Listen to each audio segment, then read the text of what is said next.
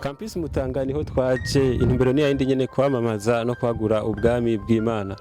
Hariho amatimu abiri asanzwe nabo nyene barasenga ni kuvugana amashengero abiri yahuye akina hahuye ishengero ryitwa 3 in 1 hamwe na Fekabunya Kabiga nibo twaje kuraba match yabo turabe uko bigenda. Intumbero nabo bakora ni yindi nyene impano zose Imana baraduhaye nta kindi zikora atari kwamamaza no kwagura ubwami bw'Imana. Rero natwe nkuko twiha mugambi wo kwamamaza no kwagura ubwami bw'Imana aha turisanzuye cyane aho tugiye kuvugana ikibazo kimwe canke bibiri ku bantu baje kuraba umupira ugiye kubera muri kino kibanza. Kurikiraho taragira subscribe partage kugira ngo dutere intege ibikorwa bibandanye kugenda bimeze neza cyane. Yego bakunzi ba Shishikara TV cameraman nkurikira gatoya kugira ngo tuvugane na bamwe umuntu umwe canke babiri hano hantu kuko ntitwava hano tutagize abo tuvuganye. Ndakuramukije mwene data. Ndabaramukije. Urakomeye? Yego. Akazina kawe? Ka Frank. Usanzwe usengera he? Sengera ku ishengero rya 3 in 1 church. Asengera mu ishengero rya 3 in 1 church. Turabona hano hariho imigwi ibiri ikina. Mwandi majambo waje uri umufana w'iyo ndi shengero canke? Oya naje gufana ishengero rya 3 in 1 church. 3 in 1 church yahuye n'irihe shengero? Yahuye na Fekabunya Kabiga. 3 in 1 na Fekabunya Kabiga. Hamwe mwotsindwa mwovyifatamwe gute? No kwihangana kuko haburana babiri hagatsinda umwe. Haburana babiri hagatsinda umwe. Okay, niyihe uko biri kose iyo umuntu atsinzwe hariko ibintu bitagenda neza. Margeke ari intumbero ari kwamamaza ubutumwa bwiza ari ibintu bitagenda neza. Ari ibintu nyene iyo umuntu atsinzwe yina aba yatsinzwe. Mu buryo bw'umubiri tuve mu buryo bw'imwemo. Yego. Yego umuntu yatsinzwe. Ofete iyo umuntu atsinzwe arihangana nyene kuko nivyo birababaza umuntu iyo umuntu ananiwe iyo umuntu agize esheke mu buzima ategerezwa kubaba. Yego nivyo bura kutubabaza mugabo dutegerezwa kwihangana mugabo igikuru nuko umwami Yesu ari wavugwa gusa nta kindi. Igikuru nuko umwami wacu Yesu Kristo ari we yamamazwa. Reka tugushimire musore. Yego nandi ndabashimiye cyane gose. Ya cameraman washaka kunkurikira turi kumwe n'umukinyi wacu hano ndakuramukije. Ni sawa. Akazina ka Frisco. Inde? Frisco ndashimiye.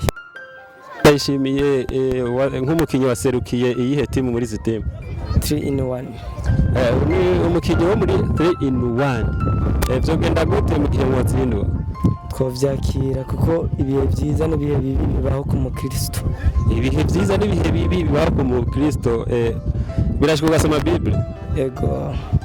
Hagati ya Yesu na Yohana ninde Imana yahaye amabwirizwa 10? Hagati ya Yesu na Yohana ninde Imana yahaye amabwirizwa 10? Ayavuge cyane ayagendereko. Uvuga umuntu Imana yahaye amabwirizwa 10. Hagati ya Yesu na Yohana.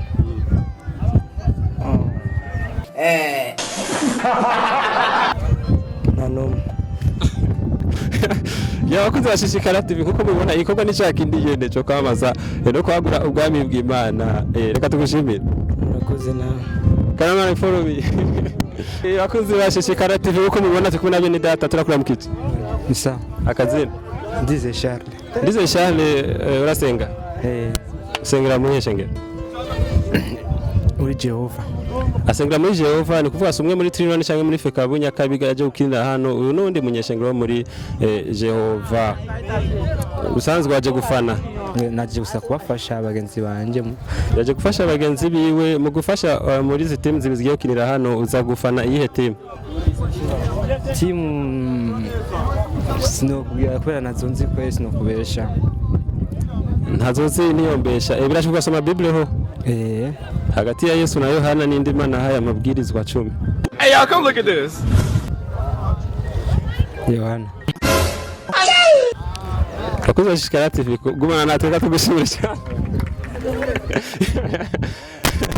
Ya nkuko mubibona turi ku gikorwa n'icakiri nyene kwamaza no kwagura ubwami bw'Imana. Frere turakura mu kiti. Yego murakoze ndabaramukije nanze. Akazina Nitwa John Mendy. John Mendy twamaze kuvugana n'undi muntu ari yambaye jeze nk'iyo wambaye atubwira ko ari umukinyi muri 3 in 1. Ndibaza ko ariko nawe biri. Yego nuko nyene niyabeshe. Birashika gasenga. Cyane gose. Bizogenda gute uza kuvyifatamwe gute nivyashika mu gatsindwa?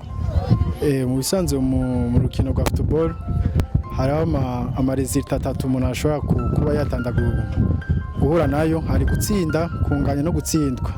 Nibaza yuko muri je yose hari gutsinda no gutsindwa, ariko nizeje yuko tuza gutsinda imatch hama nivyashika tugatsindwa, cyose turavyakira kumburiza ko ari intumbero y'Imana.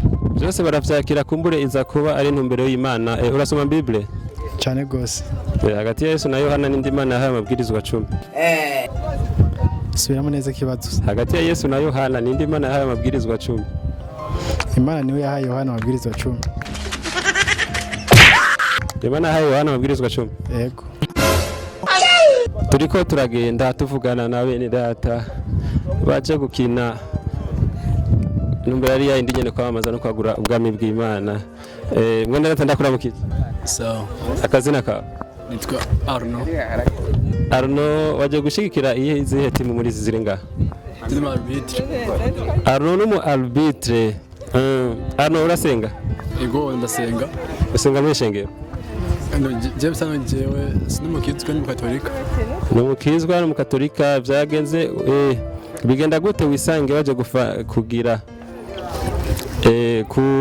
kuba umu arbitre w'amatimu w'amashengero kumbure mutafise ukwizera kumwe. Niko je mazemwo ngaha gwera 2014 ndemenyere batanira fama bwa ndabafashe asanzwe bimenyere niyo mpamvu bamutuma ko kugira ngo abafashe. Birashika gusoma Bible? Ego birashika. Hagati ya Yesu na Yohana Ninde Imana yahaye amabwirizwa 10? Ni Yohana. Bakoze Shishikara TV gumana natwe n'ibindi byinshi turaza kumenya. Reka tugushimire. Ego namwe.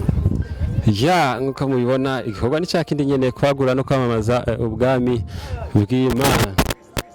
Ubwami bw'Imana turafise abakinyi bacu turabona baraberewe cyane, ariko ibintu bigiye kugenda cyane. Mwera ndakura mukije.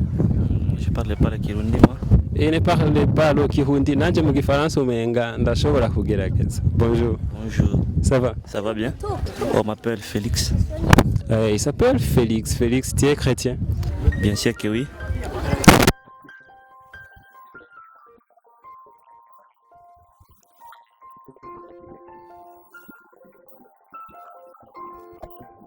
De l'église Fekabou et je suis également supporter de cette équipe pour aujourd'hui.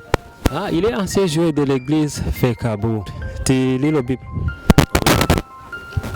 Je peux te demander une question concernant la Bible?